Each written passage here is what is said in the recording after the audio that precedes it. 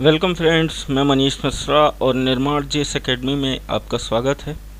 जैसा कि कल के वीडियो में आपने चौरसिया जी का मैथ का वीडियो देखा और बढ़िया से आपने रिस्पांस दिया, सभी लोग उसका आंसर भी कर रहे थे और लगभग मैं सभी का वहाँ पे मैसेज भी देख रहा था। और उसके पहले मैंने कोशिका का पार्ट 1 लेकर के आया था जिसमें से काफ़ी सारे क्वेश्चंस थे। पहले तो आप जल्दी जल्दी अपने ग्रुप में शेयर कर दीजिए। आज भी जो है कोशिका का पार्ट 2 है, साइंस का ही चैप्टर बायोलॉजी का, आज उसके बारे में अपन देख रहे हैं। तो उस दिन भी काफ़ी अच्छा रिस्पांस था, आप सभी के मैसेज में पढ़ रहा था और बहुत सारे लोगों के नाम हैं जिन्होंने क्या कहते हैं लगातार उसका आंसर दे रहे थे।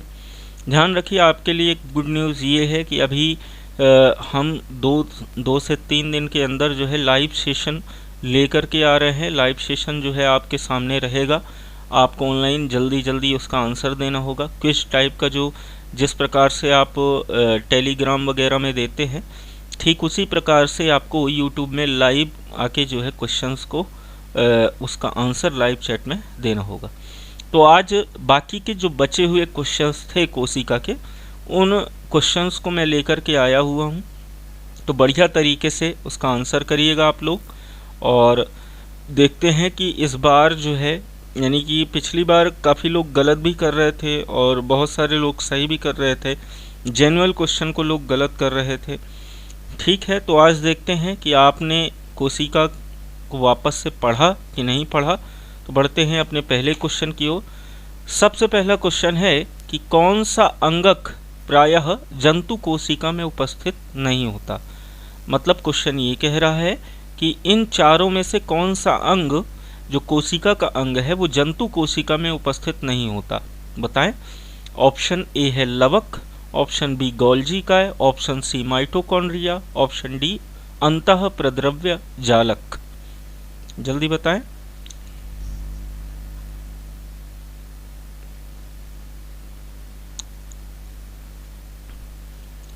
हाँ, लगभग आप सभी आंसर जो है करते हैं, इसीलिए मैं थोड़ा सा ज़्यादा टाइम दे रहा हूँ। लगातार करिए, बताइए कौन सा अंग प्रायः जंतु कोशिका में उपस्थित नहीं होता है। लवक, गोल्जी काय, माइटोकॉन्ड्रिया, अंतः प्रद्रव्यी जालिका। वीडियो को अगर आपने शेयर नहीं किया है तो शेयर कर दीजिए ताकि सभी लोग इससे जुड़ सके और इसका आंसर कर सके, जिससे क्या है उनका भी साइंस के जो भी चैप्टर हैं कमज़ोर हैं वो लगातार क्या होते रहें, आपके मजबूत होते रहें। ठीक है, चलिए दोस्तों, इसका सही आंसर मैं आपको बता देता हूँ। आपने बहुत अच्छा किया, ऑप्शन नंबर ए इसका सही आंसर है लवक। लवक जो है जंतु कोशिका में उपस्थित नहीं होता है, बल्कि किस में होता है, प्लांट सेल में होता है। ठीक है, चलिए, तो इसका सही आंसर क्या हो गया दोस्तों, लवक हो गया। बढ़ते हैं अगले क्वेश्चन की ओर। अगला क्वेश्चन है लाइसोसोम्स कार्य करते हैं प्रोटीन संश्लेषण में, प्रोसेसिंग तथा पैकेजिंग में, अंतःकोशिकीय पाचन में या वसा संश्लेषण में। बिल्कुल सिंपल सा उत्तर है। पिछले अगर आपने टॉपिक सॉल्व किए हैं कोशिका के क्वेश्चन को तो उसमें भी जुड़ा हुआ ये क्वेश्चन है। बताएं कि लाइसोसोम्स का मुख्य कार्य क्या होता है। प्रोटीन संश्लेषण का होता है कि प्रोसेसिंग तथा पैकेजिंग का होता है, अंतःकोशिकीय पाचन में होता है या फिर वसा के संश्लेषण में होता है। जल्दी आंसर करें इसका।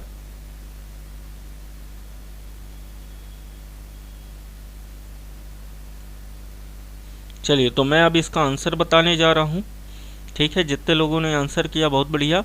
इसका दोस्तों आंसर है ऑप्शन नंबर सी, अंतःकोशिकीय पाचन में। आपको पता है इसको अन्य किस नाम से बुलाते हैं, आत्महत्या की थैली के नाम से, है ना। तो ये अंतःकोशिकीय पाचन करता है, अपने ही सेल्स को ये क्या करता है, पचा देता है। इसी कारण से इसे आत्महत्या की थैली भी कहते हैं। तो इसका मुख्य कार्य अंतःकोशिकीय पाचन होता है। ठीक है, अगला क्वेश्चन है दोस्तों, अगला क्वेश्चन आपका ये है कि कोशिका भित्ति होती है पारगम्य, अर्धपारगम्य, चयनात्मक पारगम्य या अपारगम्य। बताइए, इसका आंसर करिए।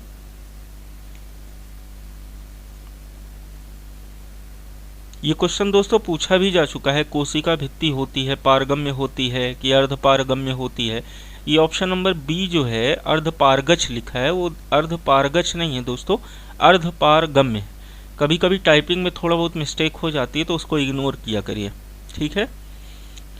या ऑप्शन सी चयनात्मक पारगम्य या फिर अपारगम्य, बताइए जल्दी। बिल्कुल सिंपल सा क्वेश्चन है।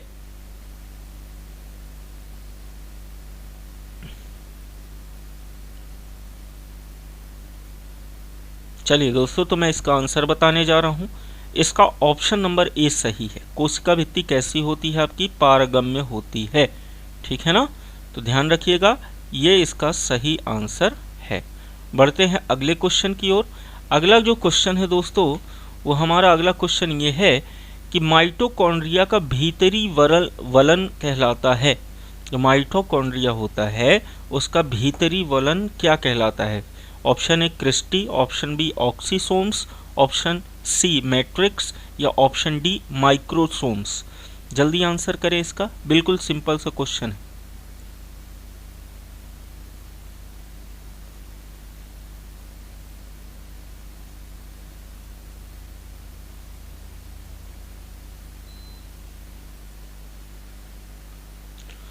बताइए, माइटोकॉन्ड्रिया का भीतरी वलन कहलाता है। जल्दी जल्दी आंसर करिए बिल्कुल। अगर गलत भी होता है तो परेशान नहीं होना है आपको कि गलत हो गया, है ना। चलिए दोस्तों, इसका आंसर बताने जा रहा हूँ। इसका सही answer option number A cristae. Mitochondria का जो भीतरी वलन होता है वो क्या कहलाता है आपका? क्रिस्टी कहलाता है। अगला क्वेश्चन है दोस्तों, अगला क्वेश्चन कहता है कि माइटोकॉन्ड्रिया किस में अनुपस्थित होता है, यानी किस में प्रेजेंट नहीं होता है? ईस्ट में, कवक में, जीवाणुओं में या हरे शैवाल में? जल्दी बताइए। ईस्ट में, कवक में, जीवाणुओं में या फिर हरे शैवाल में?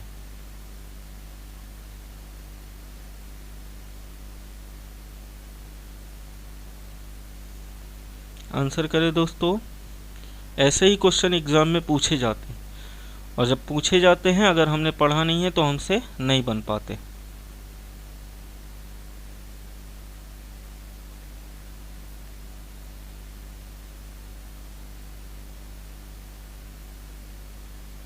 चलिए दोस्तों, तो इसका आंसर मैं बताता हूँ। इसका सही आंसर ऑप्शन नंबर सी जीवाणुओं में। तो जीवाणुओं में माइटोकॉन्ड्रिया नहीं पाए जाते हैं, अनुपस्थित होते हैं।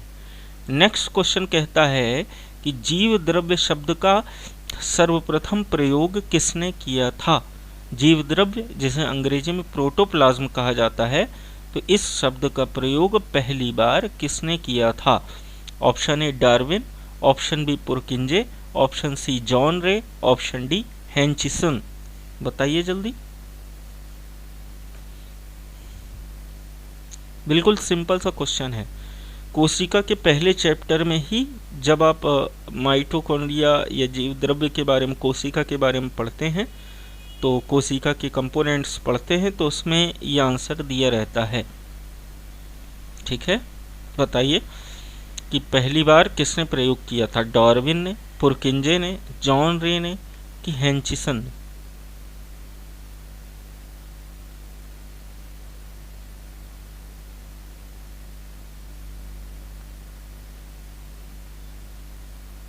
चलिए दोस्तों, इसका सही आंसर बताने जा रहा हूँ। इसका सही answer option number B Purkinje ने। पहली बार जीव द्रव्य का जो प्रयोग किया है वो किसने किया है आपका? पुरकिंजे ने किया है, ठीक है। चलिए बढ़ते हैं अगले क्वेश्चन की ओर। अगला जो क्वेश्चन है वो यह है कि जीव द्रव्य जीवन का भौतिक आधार है। यह कथन किसका है? मतलब एक कथन है यहाँ पे आया हुआ है कि जीव द्रव्य जीवन का भौतिक आधार है। यह कथन किसका है? ये किसने कहा है? तो option A Henry, option B Lamarck, option C Huxley, option D Treviranus. जल्दी आंसर करें इसका दोस्तों। मैं इंक कलर थोड़ा सा चेंज कर लेता हूँ। चलिए बताइए इसका सही आंसर क्या है दोस्तों। अगर आप गलत भी आंसर देंगे तो आपको परेशान नहीं होना। अगर एक बार कोई क्वेश्चन गलत हो जाता है और उसका सही आंसर हमें पता चल जाता है तो फिर जल्दी हमको भूलता नहीं है। तो अगर गलत भी हो जाए, हाँ ये है कि हर क्वेश्चन को गलत मत करिए, तुक्का मत मारिए। अगर आपको लगता है कि ये इसका सही आंसर हो सकता है तो आप उसका आंसर करिए। चलिए तो दोस्तों इसका सही आंसर बता दूं, इसका सही आंसर है ऑप्शन नंबर सी, हक्सले। ठीक है ना। हक्सले ने ही कहा कि जीवद्रव्य जीवन का भौतिक आधार है। ठीक है। चलिए बढ़ते हैं अगले क्वेश्चन की, और अगला क्वेश्चन है कि डीएनए के द्विहेलिक्स प्रारूप को पहली बार किसने प्रस्तावित किया था? ऑप्शन ए वॉटसन तथा क्रिक ने, ऑप्शन बी फिशर तथा हॉल्डॉनी ने, ऑप्शन सी लेमार्क तथा डार्विन ने, ऑप्शन डी यूगो डी ब्रिज ने। जल्दी बताइए। बिल्कुल सिंपल सा क्वेश्चन है, ये भी पहले ही चैप्टर में है, हालांकि है तो सभी पहले ही चैप्टर में, लेकिन सिंपल सा क्वेश्चन। डीएनए के द्विहेलिक्स प्रारूप को पहली बार किसने प्रस्तावित किया था? वॉटसन तथा क्रिक ने, फिशर तथा हॉल्डॉनी ने, लेमार्क तथा डार्विन ने, यूगो डी ब्रिज ने।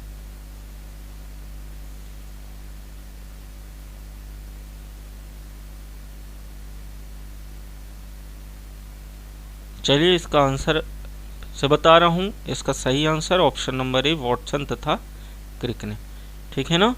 वॉटसन तथा क्रिक ने ही क्या किया था, आपका पहली बार आप 1953 में 1953-54 में इन्होंने जो है डबल हेलिक्स लूप की संरचना बताई थी, जिनको बाद में नोबेल प्राइज भी दिया गया था।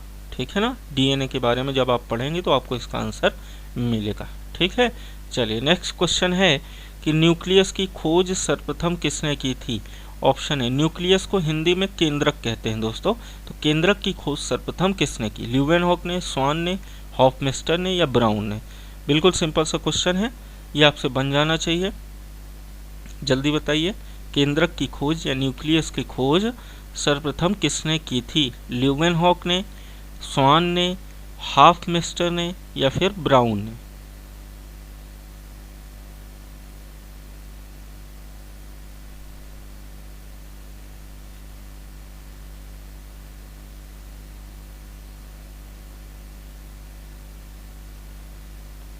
चलिए तो इसका सही आंसर बताते हैं, देखते हैं इसका सही आंसर क्या है। तो इसका सही आंसर है ऑप्शन नंबर डी, ब्राउन ने।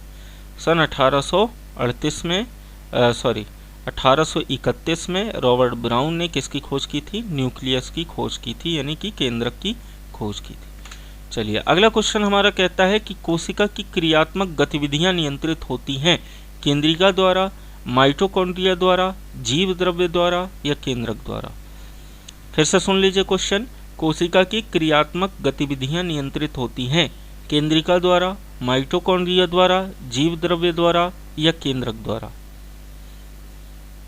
ठीक है दोस्तों, कल जो मैं चैप्टर लेकर के आऊँगा बायोलॉजी का, वो थोड़ा सा बड़ा रहेगा, मतलब कि मे भी 30 मिनट तक हो सकता है वो, क्योंकि अध्ययन जो विभिन्न शाखाओं से अध्ययन वाले क्वेश्चन पूछे जाते हैं ना, कि इसके अध्ययन को क्या कहते हैं, इसके अध्ययन को क्या कहते हैं, ऐसे क्वेश्चन ज़्यादातर पूछे जाते हैं। ठीक है ना। तो लगभग उसके 40 के करीबन क्वेश्चन हैं, तो उन सभी क्वेश्चन को एक ही बार में मैं फिनिश कर दूंगा, क्योंकि अलग अलग में बहुत कम क्वेश्चन हो जाएंगे। तो ध्यान रखिएगा, उसको सिंपल सा मैं कल एक वीडियो प्रॉपर बनाऊंगा, तो उसको पढ़ लीजिएगा। जितने भी क्या क्या अध्ययन, किससे संबंधित अध्ययन को क्या कहा जाता है, उससे संबंधित क्वेश्चन कल आएंगे, क्विज आएगा, तो उसको सॉल्व करिए। बताइए, कोशिका की क्रियात्मक गतिविधियां नियंत्रित होती हैं केंद्रिका द्वारा, माइटोकॉन्ड्रिया द्वारा, जीव द्रव्य द्वारा या केंद्रक द्वारा? चलिए दोस्तों, इसका आंसर मैं बता दूं, इसका सही आंसर है ऑप्शन नंबर डी, केंद्रक द्वारा। ठीक है ना। तो ध्यान रखिएगा, जो इसकी क्रियात्मक गतिविधियां होती हैं वो केंद्रक द्वारा नियंत्रित होती कोशिका की। ठीक है ना। चलिए, लगभग प्रॉपर मैंने समय आपको दे दिया था इसका सही आंसर देने के लिए। चलिए अगला क्वेश्चन देखते हैं। अगला क्वेश्चन कहता है कि गुणसूत्र शब्द का प्रयोग या गुणसूत्र शब्द दिया गया किसके द्वारा? हॉफमेस्टर द्वारा, वॉल्डियर द्वारा, सूटन द्वारा या वैगनर द्वारा? बहुत ही सिंपल क्वेश्चन है दोस्तों, अगर पढ़ा होगा तो हल्का भी तो बन जाएगा आपसे। बताइए, गुणसूत्र शब्द प्रदान किया गया है किसके द्वारा? हॉफमेस्टर, वॉल्डियर, सूटन या वैगनर? ये 4 व्यक्तियों के नाम हैं, चारों व्यक्तियों में आपको बताना है। बताइए। ये 10वां क्वेश्चन है आपका।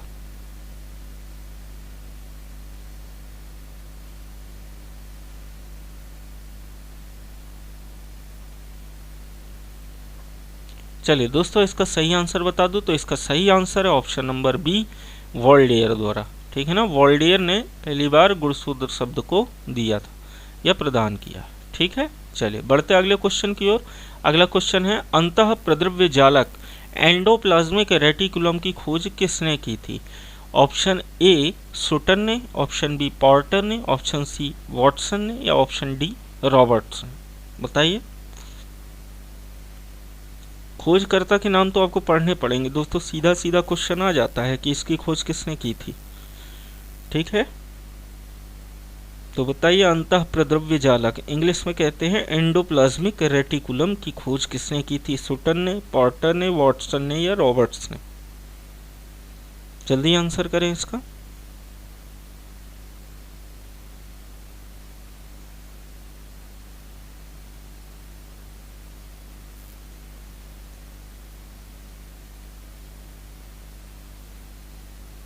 चलिए दोस्तों, इसका सही आंसर बता दें तो इसका सही आंसर है ऑप्शन नंबर बी, पॉर्टर ने जो है एंडोप्लाज्मिक रेटिकुलम या फिर अंतःप्रद्रव्य जालिका या अंतःप्रद्रव्य जालक की खोज की थी। ठीक है ना, चलिए बढ़ते हैं अगले क्वेश्चन की ओर। अगला क्वेश्चन है कि इलेक्ट्रॉन सूक्ष्मदर्शी की खोज किसने की? फिर से सुन लीजिए, इलेक्ट्रॉन सूक्ष्मदर्शी की खोज किसने की? नॉल तथा रस्का ने, स्लाइडन तथा स्वान ने, फ्लेमिंग तथा ब्राउन ने या वॉटसन तथा क्रिक ने? बहुत ही सिंपल क्वेश्चन है, बताइए। इलेक्ट्रॉन सूक्ष्मदर्शी की खोज किसने की? नॉल तथा रस्का ने, स्लाइडन तथा स्वान ने, फ्लेमिंग तथा ब्राउन ने, वॉटसन तथा क्रिक ने? जल्दी आंसर करें इसका।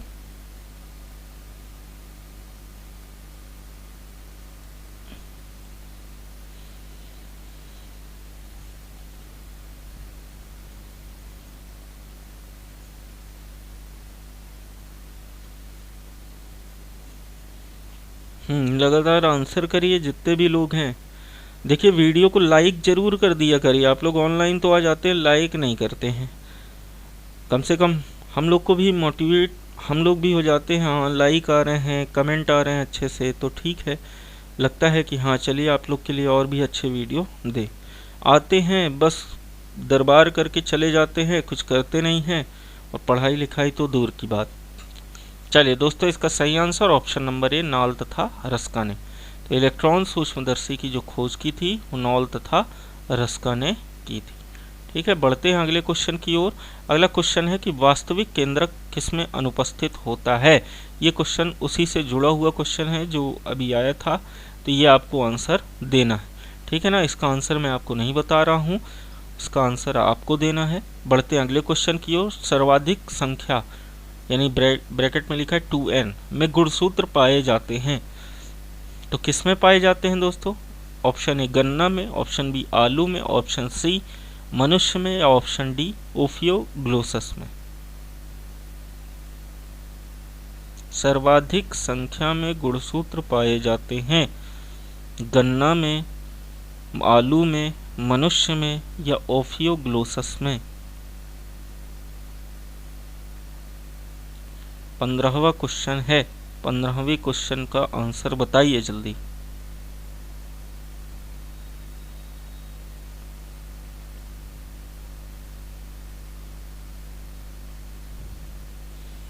चलिए तो दोस्तों, इसका आंसर बता दूं तो इसका सही आंसर है option number D. Option number D मतलब ओफियोग्लोसस में सर्वाधिक संख्या में क्या पाए जाते हैं? आपके गुणसूत्र पाए जाते हैं। ठीक है, चलिए नेक्स्ट क्वेश्चन बढ़ते हैं। अगला क्वेश्चन है कि कोशिका का जीवित अंश जीव द्रव्य कहलाता है। सही बात है, यह किससे बना होता है ये पूछा गया है। फिर से सुन लीजिए कि कोशिका का जीवित अंश जीव द्रव्य कहलाता है, यह किससे बना होता है? ऑप्शन ए कोशिका द्रव्य से केवल, ऑप्शन बी कोशिका द्रव्य और केंद्रक द्रव्य से, ऑप्शन सी केवल केंद्रक द्रव्य से या ऑप्शन डी कोशिका द्रव्य, केंद्रक द्रव्य और अन्य कोशिकांग से। बिल्कुल सिंपल सा क्वेश्चन, ये तो पढ़ने के साथ में ही आप इसका आंसर दे देंगे।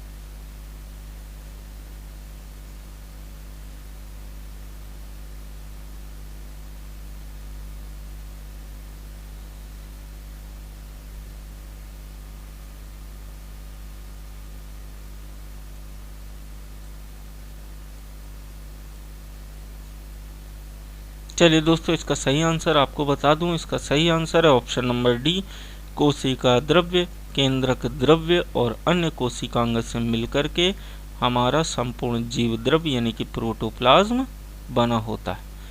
क्या क्या मिलता है? न्यूक्लियोप्लाज्म, साइटोप्लाज्म और सेल ऑर्गेनल्स, ये सभी मिलकर के प्रोटोप्लाज्म का निर्माण करते हैं, इनसे बना होता है। अगला क्वेश्चन है कि कोशिकीय व आणविक जीव विज्ञान केंद्र कहाँ स्थित है? फिर से सुन लीजिए, कोशिकीय व आणविक जीव विज्ञान केंद्र कहाँ स्थित है? ऑप्शन ए मुंबई में, ऑप्शन बी कोलकाता में, ऑप्शन सी बेंगलुरु में या ऑप्शन डी हैदराबाद में। जल्दी आंसर करें।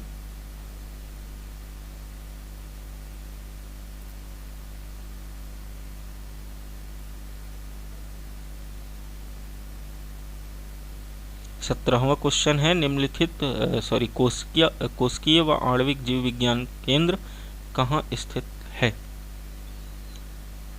चलिए दोस्तों, इसका आंसर आपको बता दूं, इसका सही आंसर है ऑप्शन नंबर डी, हैदराबाद। ठीक है, तो ध्यान रखिएगा कि कोशिकीय व आणविक जीव विज्ञान केंद्र कहाँ स्थित है? हैदराबाद में स्थित है।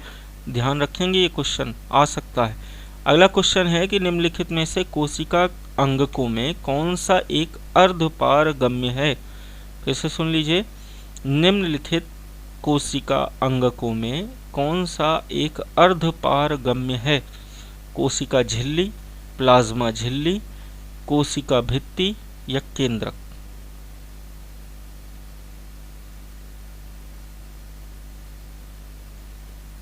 बताइए। कोशिका झिल्ली, प्लाज्मा झिल्ली, कोशिका भित्ति या केंद्रक?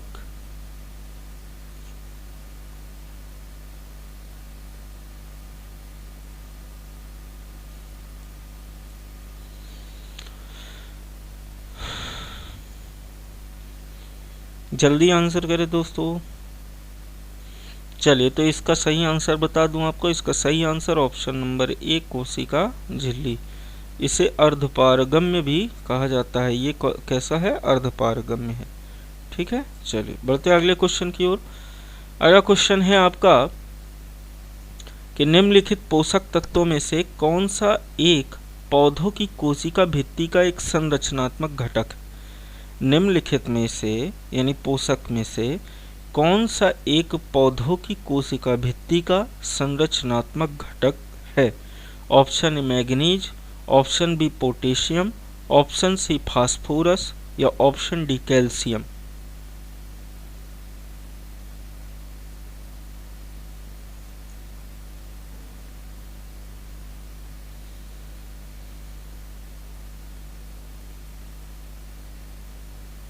बताइए दोस्तों, मैग्नीज, पोटेशियम, कैल्शियम या फास्फोरस? चलिए दोस्तों, इसका सही आंसर बता दो। इसका सही आंसर है ऑप्शन नंबर ए, मैग्नीज। तो मैग्नीज जो है वो कोशिका भित्ति का एक प्रमुख संरचनात्मक घटक है। नेक्स्ट क्वेश्चन देखते हैं। अगला क्वेश्चन है कि न्यूक्लियस के बाहर डीएनए कहाँ प्राप्त होता है? मतलब जैसे न्यूक्लियस यानी केंद्रक में तो हमको डीएनए मिल जाता है, लेकिन यदि केंद्रक के बाहर बात करें, कोशिका के अंदर परंतु केंद्रक के बाहर, तो डीएनए कहाँ प्राप्त होता है? ऑप्शन ए गोल्जी का, option B ribosome, option C mitochondria, option D अंतःप्रद्रवी जालिका? जल्दी बताइए।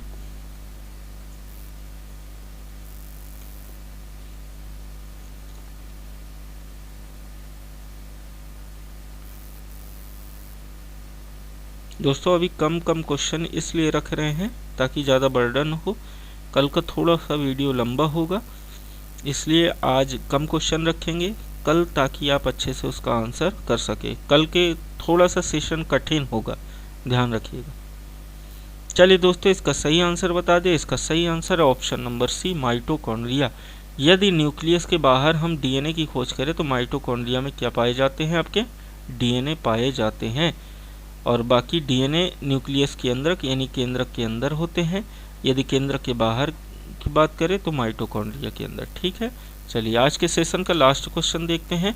लास्ट क्वेश्चन है कि कोशिका कला वर्णात्मक वर्णात्मकतः पारगम्य होती है क्योंकि, फिर से सुन लीजिए, कोशिका कला, कोशिका कला का तात्पर्य किससे है? कोशिका झिल्ली से है। ठीक है, कोशिका कला वर्णात्मक पारगम्य होती है क्योंकि ऑप्शन ए कहता है यह वर्णित जैव अणुओं से बनी होती है।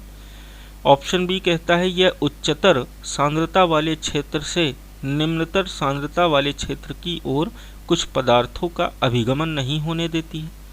ऑप्शन सी, जैव अणुओं का संचलन केवल विशिष्ट सांद्रता पर होता है। ऑप्शन डी, यह कुछ अणुओं के अंदर या बाहर की ओर संचलन को कोशिका में से होने देती है, जबकि अन्य अणुओं के संचलन को रोक दिया जाता है। तो इसको अच्छे से पढ़ लीजिए, इसका समय थोड़ा सा मैं ज़्यादा दे देता हूँ, पढ़ लीजिए। कोशिका कला वर्णात्मक पारगम्य होती हैं। चारों ऑप्शन पढ़िए और चारों ऑप्शन पढ़ करके आंसर करिए। ठीक है, थोड़ा समय इसमें ज़्यादा रहेगा, आपके पास 20 सेकंड का समय रहेगा।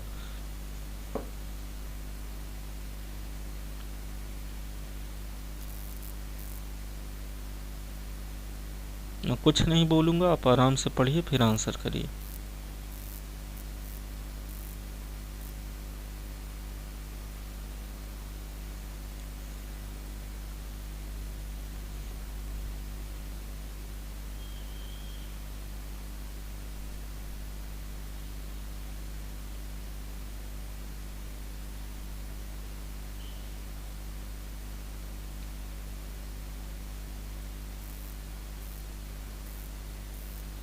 चलिए दोस्तों, लगभग आपने क्वेश्चन को पढ़ लिया है, आंसर भी आपने दे दिया है, सभी का मिला जुला आंसर भी है।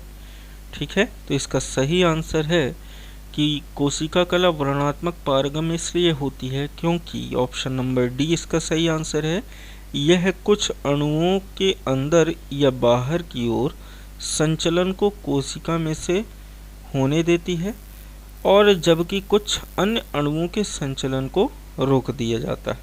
तो ऑप्शन नंबर डी इसका सही आंसर है, ध्यान रखिएगा।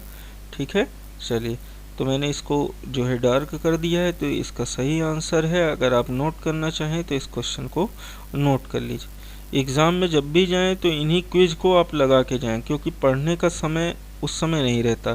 क्वेश्चन को हम सॉल्व कर लेंगे तो मान लीजिए कभी कभी क्वेश्चन सेम टू सेम हमारे सामने आ जाते हैं, और जैसे ही सेम टू सेम क्वेश्चन आ गए और अगर हमने सॉल्व किया है तो हम क्या कर सकते हैं, तुरंत उसको सॉल्व कर सकते हैं। ठीक है, तो ध्यान रखिएगा, इसका सही आंसर है option number D. Option number D इसका सही आंसर है। तो आज के वीडियो में हमने देखा आज का लास्ट क्वेश्चन। ठीक है, तो दोस्तों इसी तरह से आप लगातार बने रहिए, मिलेंगे कल के वीडियो में पुनः। और कल का वीडियो थोड़ा सा लंबा और थोड़ा सा कठिन होगा, तो मिलते हैं कल। और आज के इस वीडियो में बढ़िया से इसे पढ़िए, नोट करिए, जो भी डाउट हो कमेंट में पूछते रहिए।